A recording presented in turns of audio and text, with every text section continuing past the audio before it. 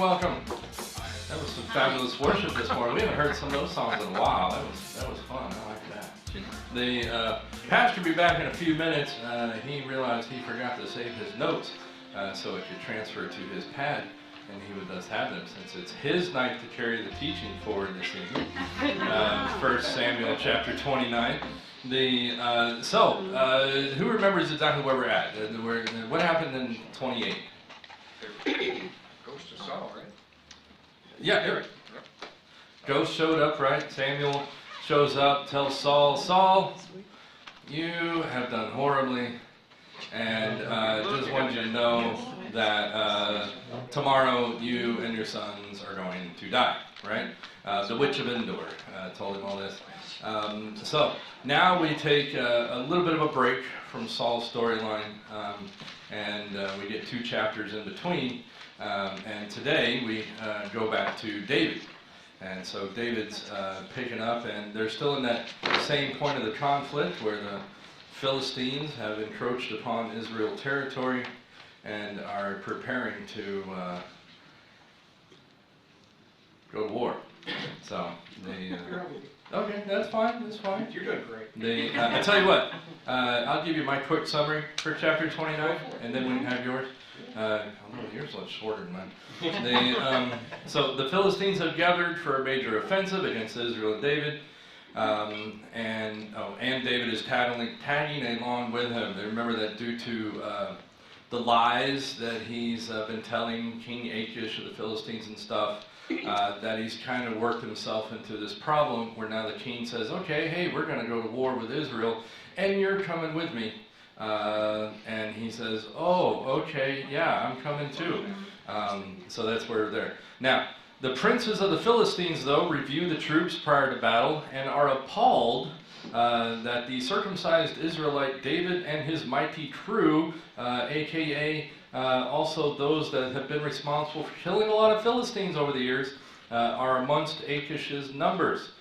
They tell Achish to send David away in case he becomes their Satan on the battlefield, which is the word that's used for enemy there actually translates over to Satan. So Achish informs David that the bigwigs do not want him around for obvious reasons. And David gets all forlorn and goes back to the land of the Philistines the next day before the battle begins. There you go. Beautiful. We'll see you next week. It's a short chapter. That's pretty much everything. Pretty much everything. What did you get for a main thing? If you're scared, say you're scared. What? If you're scared, say you're scared. If you're scared, get a dog. That's how we say. Get a dog. I put, even when you're being an idiot, sometimes God protects you from yourself. Yep. Amen. That is a big deal on this one. Big deal. I have sometimes the lost understand what God's people should be doing better than they do themselves. Absolutely. Yeah, the Philistines are not whatsoever confused about who David should be. Yeah, and yet exactly. he is very confused about who he should be. How many sections did you get? Josh? 3? 3. Ron? Wow. I did 4. 4? Okay. I had 3. I had 3 too. I felt like I was. 11 would have sufficed. It always suffices. One would have sufficed. I had 1 and 2 for section 1. The Philistines gather and have a parade. I had 3 through 5 for my second. The Philistine leaders reject David and his men, and I had 6 through 11. Achish sends David home. What? Yeah, that never happens. I had the exact same one. Never happens. We really are done. Right. Closing the shop up. I'm going to let you say everything else first, just so I can see what I'm like. That's what I said. Just not a lot. Just not a lot. Did you just copy my stuff? Is that what you were doing in the office? Maya, send me my stuff. Did Mike leave yet? Send me his stuff. How'd you get 4, Ron? What'd you split up? I just split 11 out. Okay. All right. All right. Yeah, that's fair. That's fair. I won't call you up too bad on that. Oh, thank you. We'll let it slide. Obviously, a short chapter, so let's just read the whole thing, and then we'll talk about it. Then the Philistines gathered together all their armies at Aphek, and the Israelites encamped by a fountain which is in Jezreel. And the lords of the Philistines passed in review by hundreds and by thousands, but David and his men passed in review at the rear with Achish. Then the princes of the Philistines said, "What are these Hebrews doing here?" And yet the Hebrews are not asking that question. And Achish said to the princes of the Philistines, "Is this not David, the servant of Saul, king of Israel, who has been with me these days or these years? And to this day I have found no fault in him since he defected to me." But the princes of the Philistines were angry with him, so the princes of the Philistines said to him, "Make this fellow return, that he may go back to the place which you have appointed for him, and do not let him go down with us to battle, lest in the battle he become our adversary. For with what could he reconcile himself to his master, if not with the heads of these men? Is this not David, of whom they sang to one another in dances?" They sing this song a lot. You know that? And everybody heard it. Everybody knows The it. Philistines. It was the number one on the charts. Number one all year long. Saul has slain his thousands, and David his 10,000s. Then Achish called David and said to him, "Surely as the Lord lives, you have been upright in your going out and your coming in with me, and the army is good in my sight. For to this day I have not found evil in you since the day of your coming to me. Nevertheless, the lords do not favor you. Therefore return now and go in peace, so that you may not displease the lords of the Philistines." So David said to Achish, "But what have I done? And to this day, what have you found in your servant, as long as I have been with you, that I may not go and fight against the enemies of my lord the king?" Ouch. Then Achish answered and said to David, "I know that you are as good in my sight as an angel of God. Nevertheless, the princes of the Philistines have said, 'He shall not go up with us to the battle.' Now therefore rise early in the morning with your master's servants who have come with you, and as soon as you are up early in the morning, and have light, depart." So David and his men rose early to depart in the morning to return to the land of the Philistines, and the Philistines went up to Jezreel. Man, it's just depressing. The only thing I've got, though, is David's been wiping out people that aren't the Israelites and telling them he's been taking out the Israelites. So why would you think, reading this, that he really is meaning that his enemies are the Israelites and that he was really going to do anything? You know, we talked about that last time. And the more we tried to give him the benefit of the doubt, the more it just didn't seem like it was legit. Like for him to, because there's no, remember what was missing last time? Because last time is when we looked at this part of the story, is, you know, when he fled to this guy, he expresses his, what's the word, devotion to him or whatever, submission to him or whatever. Yeah, I mean, and all of that. But what was missing in that chapter? You remember? There's no prayer. Oh, yeah. There's no word from the Lord. There's no reference to God whatsoever. Like, there doesn't seem to be any God context to what he's doing. But then why did he do what he actually did and come back and report that he was doing something different? He wasn't going out and doing what the guy. So would the argument be that he was doing the Lord's work? No. Oh, okay. No, no. I'm just trying to make sure where you're coming from. This isn't as, like, David wasn't really planning to take out the Israelites with them. Yes, Eric. On one hand, he is still doing the Lord's work, because the places that he are attacking are those people that God had said to wipe them out. It's the Samson It's argument. just several centuries later. Way too late, yeah. That's before. I'm talking about this specific. This is not going against those people. This is going against the Israelites. Exactly. But so, by lying to Achish? Achish, yeah. By lying to Achish about where he's getting his booty, he's reinforcing his cred with that king. So on one level you could say, oh, I'm still trying to do God's will. But here he would be stuck between betraying someone he's sworn to, or killing the Israelites whom he's sworn to lead. I think that here's my problem with this whole section of David's story. It begins with another event where he meets with Saul, doesn't kill him. Saul says, "Oh, you're my beloved son," whatever, "I'll never hurt you again," and he leaves. And what does David say? Now I'm really in trouble. Like it just doesn't seem like God led him to Achish. Yeah, and I don't believe there's any God in this. I just don't necessarily believe that You don't think he was going to go was against going the to Israelites? actually go attack the Israelites? What was he going to do? I don't know. I mean, I'm that's not really And sure. here's some. The interesting thing I think, though, is is that Achish mentions Yahweh, So Twice. and Yeah. David doesn't. it's fascinating that, and so what I think the real problem here, and I think part of the nut that we have to take away from this is it's an issue of testimony. Okay? Absolutely. David is really messing up testimony. I agree 100%. Because even Achish seems to be developing this positive image of God, right? And he's putting all these things together. And I'm not saying how much he's just giving lip service to That's David. I think it's all lip But even if it isn't lip service, it is still a positive statement. Oh, yeah. Yeah. I think it's lip service both ways. That's what I'm saying. Which is fascinating in itself. So even in the end, like you said, he's stuck in two positions. He either betrays Achish on the battlefield, or he kills Israelites, right? Either way is a poor testimony of who he is supposed to be in God. That's why I liked what you said as far as the theme for this is. Yeah. Yeah. Because this is absolutely just the grace of God. And that's what I really think. I genuinely think David would have ended up killing Israelites on the battlefield, or God wouldn't have to make sure that he didn't go. That's where I get my understanding of what David was fixing to step into, because God had to say, you're going to go back, and we're going to save you from yourself here. Because I really think that's what's happening. I mean, he was begging Achish to go. He was Yeah, begging and to go Achish fight. is the king, okay, and these are the princes, and he does accept the prince's argument that David's an unknown factor, and I like when the princes turn around and says he could just give them the heads of these men. Our entire army David would kill. Like they have this full understanding of David, and I think they literally have this concept of him killing the 10,000. They're singing that song. You know? Exactly. So, and he's got 600 guys. Somebody in the back's doing a math, you know. It's like, hold it here.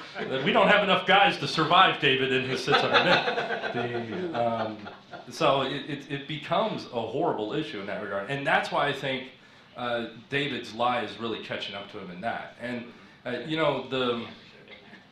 there is a big argument that people make to give David, because we know that David is a man after God's heart and all that, and they try to work this out to the point where he's not in left field, that he's actually a double agent, and this is where he's supposed to be and all that stuff. But there's a lot of that. There is. And to me, that's hopeful reading. Yeah. That's taking what you see later and using that to go back and use that literary concept to re-say what the Bible's saying without letting it say it. And I think that's real accurate, even that last story we read where he goes out and kills all those other people. Well, he was doing what God's work there. No, he was doing his own work. Yeah. Because he never should have been there. And you can make the argument, those people were supposed to be dead already. He is doing God's work in that, and he probably felt on some level that he was justified in his action based on that. But I also think we have to definitely acknowledge the fact that God didn't send him there to do that. Yeah.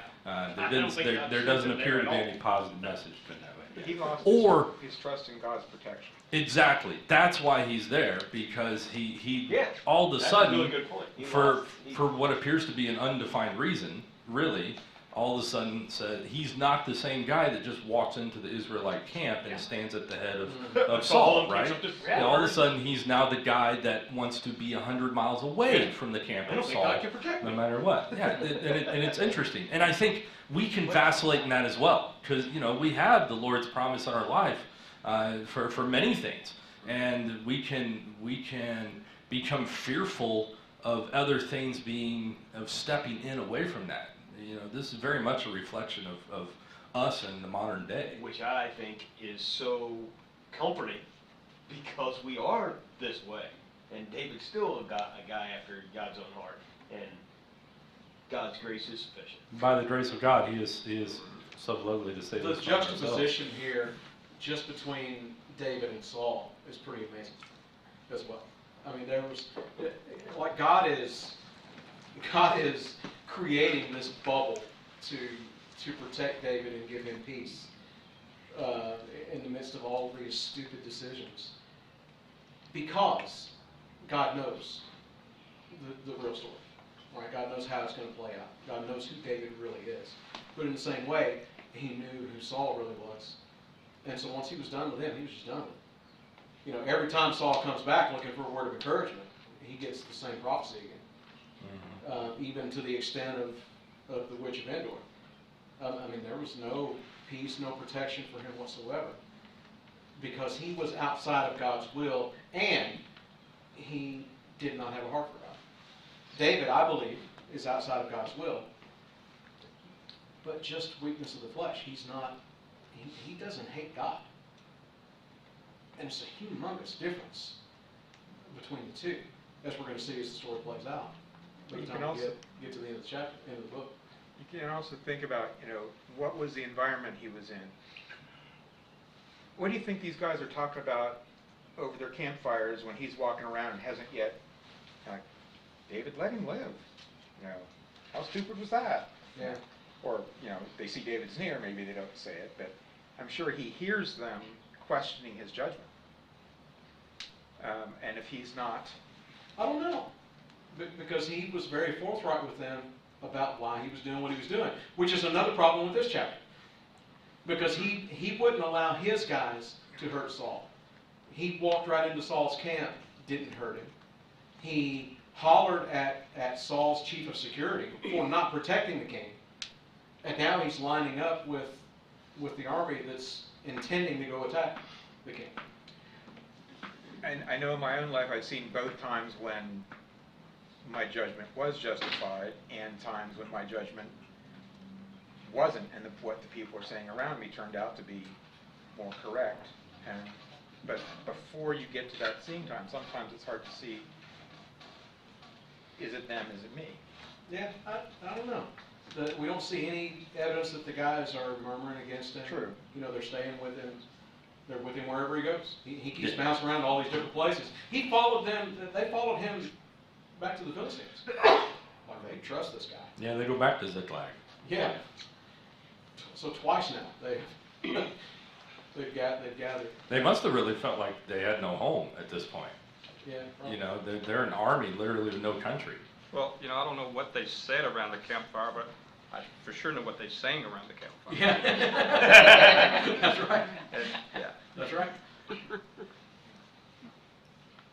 The places where that are setting here, Aphek, that's interesting. It's the same place they attacked from in chapter 4 when they ended up with the ark. Remember that story? Aphek means enclosure. In the original language, it was a walled city used as a military fort by several different empires over the years. Like this is a classic battle scene place. Like there's lots and lots and lots of battles that happen here. The Israelites are encamped at the fountain in Jezreel. Jezreel means God wills so. The valley is the site of, remember Deborah and Barak's defeat of the Canaanites with the flood and the chariots getting stuck in the mud and all that. That happened in this valley of Jezreel. Gideon's defeat of the Midianites with 300 men, that happened in the valley of Jezreel. And it's the site of the prophesied battle of Megiddo. So this place called God Will Sow is really an example of God's sovereignty. Whether his people were victorious or overrun in this valley, his will was done. He sowed his seed. And it always brought forth what it was supposed to bring forth. We're about to see Saul die here. Yeah, without a doubt, the Lord's fixing to pass judgment on Israel in this place. And I think that's another reason why he had to... I think arguably you can, from a big picture, argue that God took David out of the picture so that he would not be involved in this battle, in this judgment. Because I think he didn't want David's testimony to be involved in that. Is there an application for understanding that God will sow, whether that's through victory or defeat? Nevertheless, your will be done. And, hey James, hey. for me, it's a reminder that God is sovereign. I can make whatever choices I'm going to make, but His will is going to be done, and I get to choose which side of that I'm going to be on. But I don't get to change the course of His prophecy. I don't get to change the course of His judgments, His decisions. And if I go far enough askew, then I put myself in a position to be a part of something really bad that has to happen. And I could be on the wrong side of that. All these little choices that we make, where are we going to run to when we're in trouble, when we're afraid, when the world seems like it's falling apart around us. Those decisions impact our lives in ways we can't fathom. I mean, David's not stupid. And we know his heart deep down inside. He has to be in turmoil here. Oh, yeah. Well, he has to have reached that point where he sees these two storylines about to cross. And he's in the wrong line. And it amazes me that he doesn't back away. To try and decide what he would have done had he marched in there with them is folly. We don't know. But it was almost one way or the other. It was going to have to be tragic. Like there's no good ending for him if he goes in there, unless God wants to use him to kill 10,000 guys. And that's the position he put himself in, simply by not trusting God, who had already shown him time and time and time again that, hey, I anointed you. You are the next king. Don't worry about it. Doesn't matter how many guys show up to chase you. You're going to be fine. And yet he still says, well, I got to get out of here, or Saul will surely kill me. I mean, this is a concurrent event to, Temp 28. So this is the same time when Saul is, at the witch of Endor. Yeah. And having that conversation with Samuel. So, the Lord's will is working on both sides of this, without a doubt. What about the big parade? What's the deal with that? They're already there, but the Philistines gather all their guys together, and they're like passing in review. And that's a common military thing. For what reason? I mean, morale, and also to get like a count of where everybody is and the formation and everything, and also to just kind of puff up the leaders before their big armies. Is it not also to look big in front of your enemy? Yeah, you're kind of lying. You assume that people are watching. Philistines do this all the time. Yeah. When they had giants, what did they do? They sent out their biggest giant.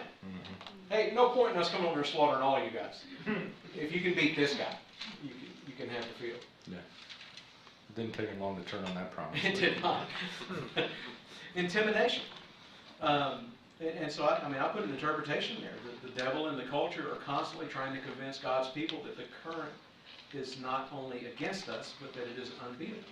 They're always posturing, parading around in front of us as though they are undefeatable, and the battle isn't worth having. Yeah. So I think what's amazing about this section 2 is how powerful the image of David is. Because the princes know David based on the actions that he has taken and the stories that are being told of him. And they know him to be a man of God. And that speaks a lot to the nature of our actions in public before other people. Absolutely. That, people are watching. Even the enemy is paying attention. And the enemy has a very good understanding of who David is, and knows that, hey, something is fixing to go terribly wrong, especially if we haul him with us. Because I love that. What better way could he get back in the good nature of his Lord than by just killing all of us? Yeah. That would It's just be pretty practical. Yes. Yeah. Send him home, please. You have to go to the next chapter to see it, but one evidence that this is David being on his own rather than trusting God is when they get back to Ziklag, things are messed up, and then David turns to God. And the miracle of 30, where, you know, the guys show up to Ziklag and don't kill anybody. They just take them all with Take them. them all. Yeah, but they didn't Kill kill any of anybody. the people, which is a fascinating issue, especially given that these are the wives and children of warriors. Without a doubt, they probably could have defended themselves to some degree, and probably didn't go, you know, willingly. Interesting thing is, when I looked, that's the one I read, because I swore we had already done this one. There's going to be a lot to be said. Charlie, The chapter 30 is my read chapter next week, so I'm not going to get too much further into that because I will need some time. He's like, I guess we're in. That's true. Yeah. What? No, I didn't want to consume too much of next time's material. Okay, good. Next time is a long chapter, though. It is a long chapter, that's what I was thinking, I was like. You would know. Lots of parts. Joshua like that. What about the significance of when you read that Achish was in the back of the passing and review line, and in the etymology there of the actual words, it would appear that David was in the very back. Like he's at the very end of Achish's line. Who knows what's significant about that? I can't hear you. First will be last and last will be first. What? Well, okay. It's the cowboy. That's the first thing that comes to mind. For us, that's how it works. But that wasn't their thing there. It's the cowboy. Well, it's at the back of the line. You put somebody who was a fierce fighter to protect you from being attacked from the rear. You also had typically the best troops with the king himself. And just so to you go defend back. against the If you most go back horrible to 28, it's exactly what Achish said to him. So David said to Achish, "Surely you know what your servant can do." And Achish said to David, "Therefore I will make you one of my chief guardians forever." He absolutely trusted this guy in very essential ways. He 100% believed in not only ability, but he thought he knew the heart of David. Because he didn't know he was lying to him. And because David was really good at lying to him, which bugs me a little bit. Yeah. What do you think prompted the Philistines to want to be aggressive right at this moment? I mean, I know they've been battling forever, but do you think maybe they had gotten the impression that Israel was weaker right now because of what was going on with Saul? Maybe it was a good time to attack? Or is it just because the calendar said, this is when we attack? Or? It's hard to say, because what was the timeline? Hadn't he been here like 14 months or 18 months It or sounded like something? it was Yeah, peace for a while. It was 14 months. Been here a while. I think there's just a constant button of the heads between those two. Because, you know, when he was coming after David before, he had to leave there and go take care of and attack the Philistines. Like they're constantly at each other. Back when David was serving Saul, he was constantly fighting against Philistines. It's just, I don't think they ever really stopped for very much time. That's how he killed his 10,000. That's right. It's also good that the storyline is picking up from where they were in camp from already looking for David. No, because it said they went back to wherever it was that Saul hung out. Yeah. Was it Ramah, or was that where Samuel was? That was He went back to That was Samuel. leaning It said when underneath they this departed each other's company, it said it told where they both went, and, Yeah. and he went all the way David back. went back further into the wilderness, Yeah. and Saul went back home. James? Because the Philistines have been waiting for, okay, David's been there for 14 months at this time, thereabouts, right? Maybe they wanted to test David out to see if they thought he was loyal to them, if he was going to be on their side.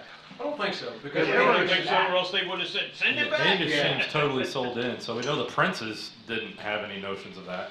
But they were afraid of David, yeah, and they didn't want David siding with Israel. That was a given. yeah. I don't think it was anything about a test. I think this is just, it's time for Saul to meet his demise. Yeah, I think the Lord's using them as a tool Yeah, coming in at this point because they're going to be used to kill Saul. it's just time.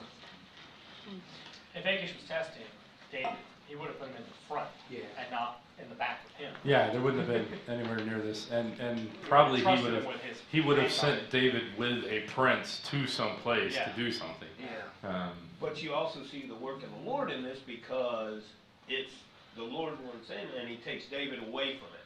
yeah. To have nothing to do with it Mhm. and preoccupies him with some other stuff. Yeah, exactly. You know, Makes him very busy. we wonder like why David is so easily lying and all that, but you got to remember he's in enemy camp. Right.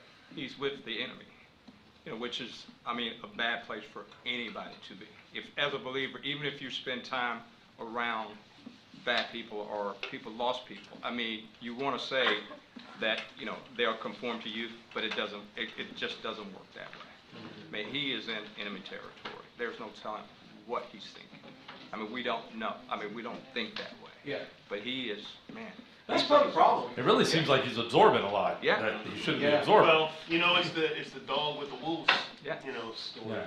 It's part of the problem. Like, I'm trying to find a way to rationalize the Yeah. story, but it doesn't make any sense. Right. And so I'm trying to figure out what he was thinking, what his plan was and all that, but I don't know. And there are no real psalms from this section No. of his period of time. He was not, arguably, we don't have any record that he was doing much in worshipful songwriting and stuff like that in this time. He was in a dark place. That's a good point. I mean, even as a songwriter, you can write all the God stuff you want, but if you're living and you're part of that, man, it just doesn't come out as worship. Mm-hmm. That's right. So That's right. It would be interesting to know if he wrote a I wouldn't know bunch that. It would be interesting to know if he wrote a bunch that the Lord just said, nah, we're not doing it. That's pretty secular, dude. That's why the guys had to come into Ziklag and take everything. They burned all the songs he wrote. All the songs he wrote. It's interesting to me that the enemies of God had an expectation of what David would do. Listen, reputation is powerful. And it lasts and lasts and lasts, for better or worse. So guard your reputation. He had built this amazing reputation as a slayer of Philistines and as a fighter of Israel who claimed Yahweh. And that's exactly who they expect him to be. And they will not believe, no matter what he says, they will not believe that that's not who he is. Even though that's not who he is right now, in a way. So it's working out for his benefit here. But listen, bad reputations are just as powerful. And you alluded to this earlier. There's a lot of testimony harming going on here. We got to be careful of that. We got to be really careful with that, because we are known by what we do, not what we say. Can you imagine the harm to the children of God that would have occurred from them encountering David on the opposite side of the battlefield? Like, that would have just been earth-shattering. Not even in terms of just the physical damage, but the spiritual damage. Oh, yeah. That them seeing the anointed King of God standing on the other side holding a sword. Yeah. What would that have done? Destroy Israel. It would have turned them against God. Mhm. They would have walked away from God. See it all the time. How many people do you encounter? Josh, we were talking about this Sunday. How many people do you encounter who have turned away from God because of something bad that happened to them at church? Yeah, It happened to me one time. the effects of a fallen pastor. Yeah, absolutely. That's almost immeasurable. Reputation is a big deal. Guard it and make sure you have the one you want. And you have the one you want by doing stuff, not by saying stuff. James? If Israel had encountered David on the other side, though, with a sword, they would have turned away from God, and that would have destroyed. It would have not destroyed Israel, but it would have brought it at a really low point. Absolutely. Which they're arguably at a really low point. Yeah, But they're at a really low point for different reasons. And I think that would have been a real problem that, again, it would have been messing with the message, right? And, Yeah. and, the Lord's very careful to protect the message. And so I think The there's a lot Israelites of, didn't need a whole lot of urging to turn away from God. Yeah, They did it yeah. quite often. yeah. And like you said, God's got a plan, and He's going to protect His plan. No matter how stupid errors we make, He's got our best interest, and He's got David's best interest in hand. There might be some pain to endure. Casey? I can't help but think about recently you were talking, I think it was on a Sunday, about the servant and the people that owed, and he changed the books for the master, and it was Yeah. talking about being wily in the ways of the world. And David was just an achiever. If he was doing good, he's just going to go all good. I don't know, it just sticks out that he was pretty convincing. So. Well, and actually, a different view of that exact same point, we were talking about this earlier. I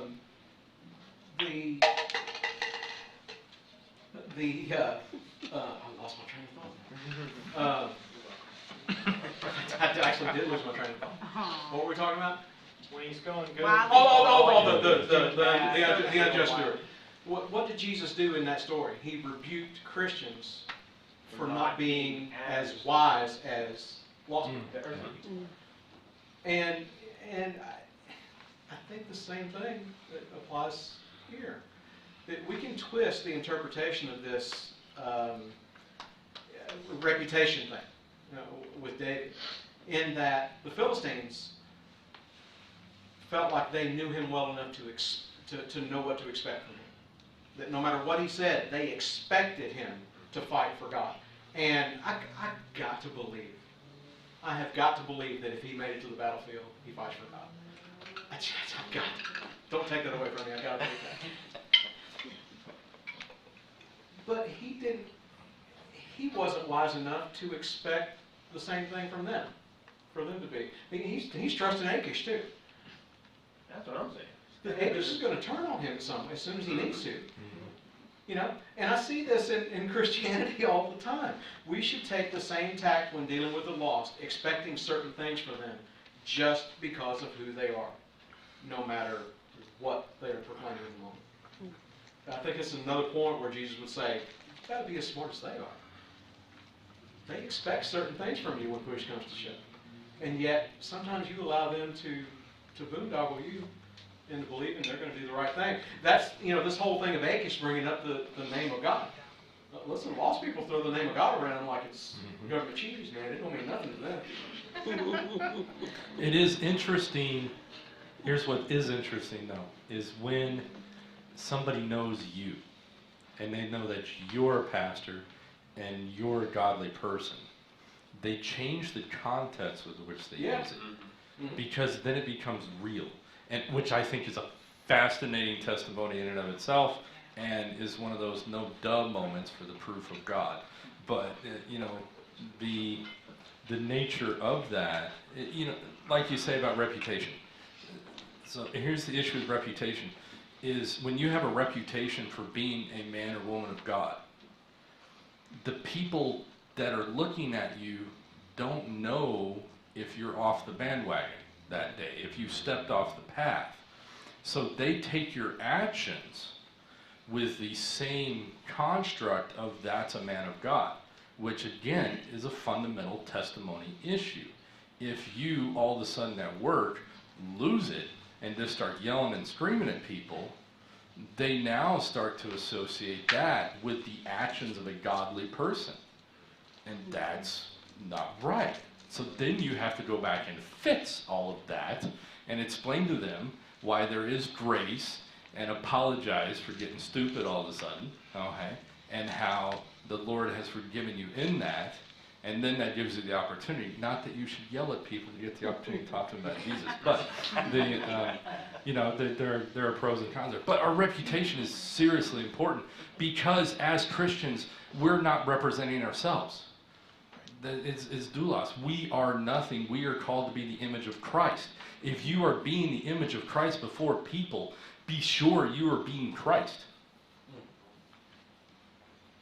The whole thing of reputation and expecting certain things from people, no matter what they say, I want to stress that as a protective measure. Because we live in a culture here in the South, in the Bible Belt, where everybody's a Christian, just ask them. And you got to take that with a grain of salt.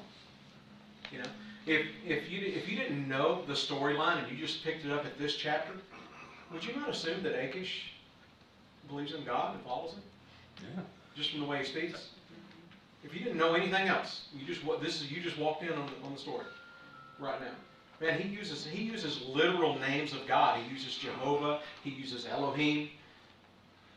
And like he's using real stuff here when he's talking to David, because he wants that to resonate with David, because he wants to engender more of David's affection or devotion or whatever. Listen, you got to be careful with that stuff. I cringe every time I see headlines about some pop star that said they love Jesus now, and the whole church goes nuts. Oh, God, it's fantastic.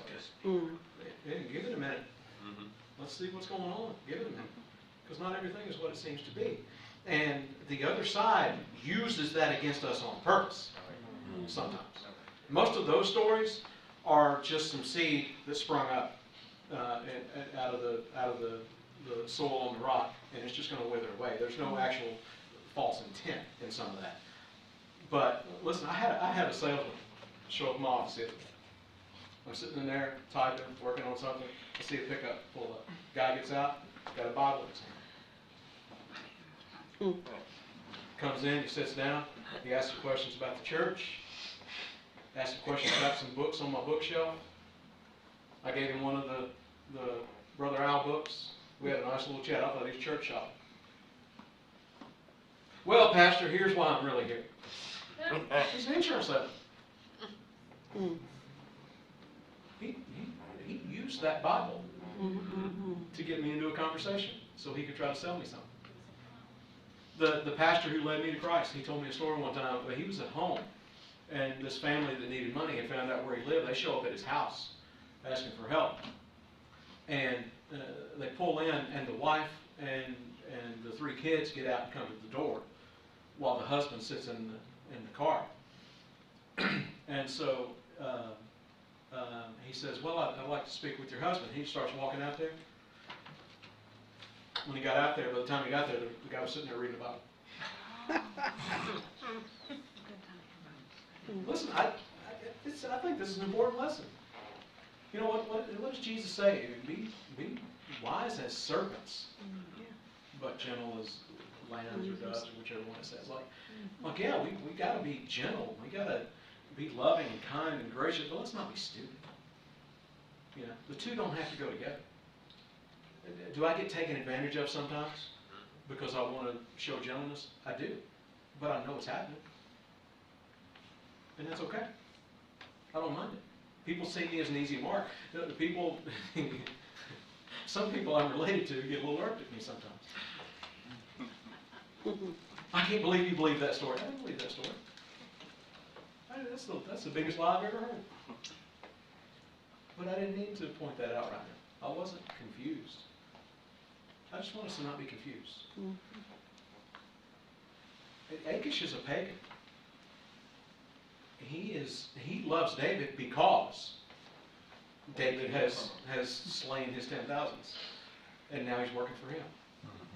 Yeah, see the thing, I think the problem with Achish and the Philistines is that they thought they knew David because of everything he did for God. But what they failed to see is that it wasn't what he did for God, it was just because of God. Yeah. That's what the enemy doesn't see. Yeah. That's what lost people don't realize. That's right. They don't understand the nature of God to begin with. They thought it was a story about David. Right. The story's never been about David. Never. Yeah. Because they have their gods, and they have to do everything for their gods. Yeah. Because their gods are actually puppets on strings. Literally. Yeah. And, yeah.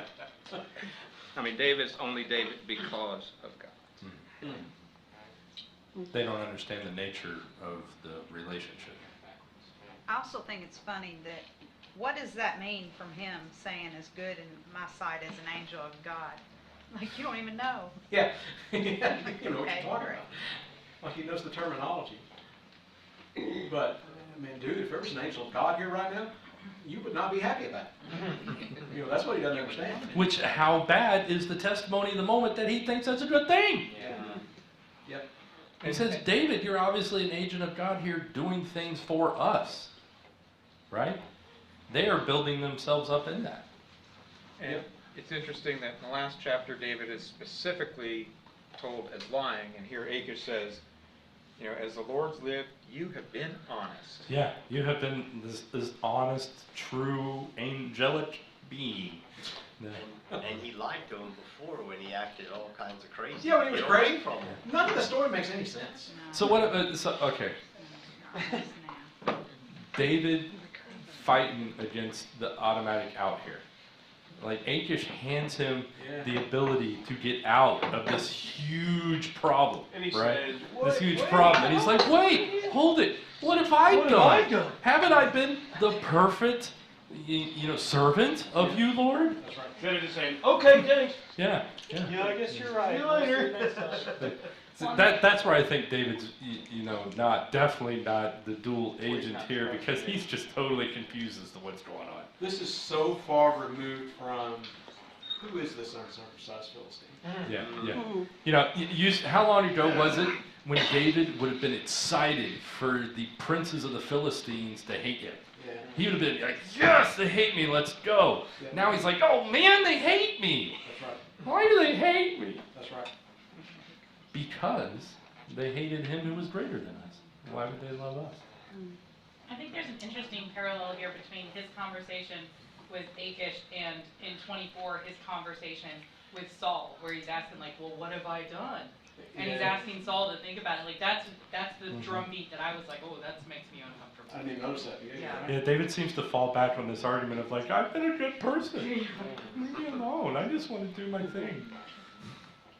God, I've been a good person. Why don't you save me? Application that I wrote down for that. We must remember that walking away from God's path leads to life choices that completely go against everything that is true about us. It's possible to forget who we are in Christ when we aren't following Christ. You know, what does James say? You're like a person that looks in the mirror and then forgets what you look like. Well, this is dangerous stuff. If not for the grace of God, David dies as a Philistine warrior. Or Saul dies at his hand. The very thing he's been trying to avoid for years now. You could argue that if David does continue down this path with Achish, goes into battle and everything, that he has done a betrayal of God equal to the things that Saul did, the same things that lost Saul, the Spirit of God and the loss of the throne and everything. Yep. Or David and Jonathan meeting in the battlefield. Oh, gosh. Oh man.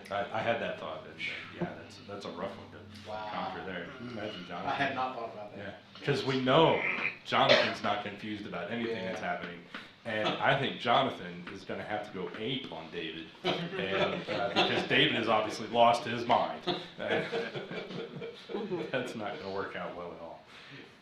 James? Can you even make an argument that David was confused about what was going on, or that he He's knew very exactly? confused. He's not confused about what's going on, but he's confused. But he knew exactly what was happening, though. I mean, why did he? He's outside the will of God. He's spiritually confused Yeah. at this point. And so here, actually, this is we're gonna end here. We're actually on time tonight. Uh-oh. Yeah, I know. You're Crazy. still talking. You're not Crazy. Don't say that before you're done talking. This is the point I actually wanted to finish on the application side of this story. Can we all just agree we don't understand exactly what's going on, but But David's in a mess of a place. He's just not where he's supposed to be. He's put himself in a position where, like, there's no good choice at this point. We have to remember that we have to win the spiritual battle every time to stay in God's will. The enemy only has to beat us once for us to be outsiders.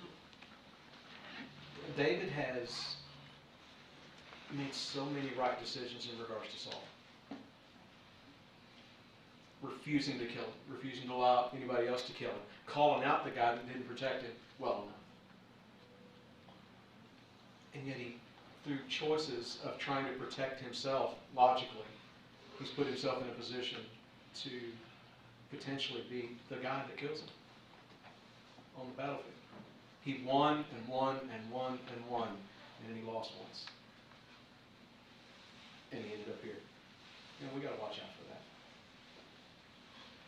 Is it fair? That's not. There are very few things in this place that are fair. We need to win every time. The important thing is we can win every time. It is possible, once you have the Holy Spirit of God living in you, to never sin again. To never make the wrong choice again. Does He give us grace if we flub it today? He does. Just like He did with David, right here. But it doesn't have to be that way. So don't settle for that. Have a higher goal. Have a higher aim. Set your own bar higher. Because it's not about you or your ability. It never has been.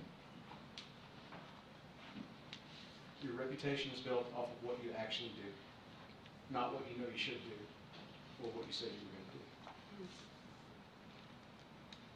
Closing thought? Nah, that seems to perfectly sum it up, and you're a minute and a half late, so I wouldn't want to make it Just had to point it out. Pray it out.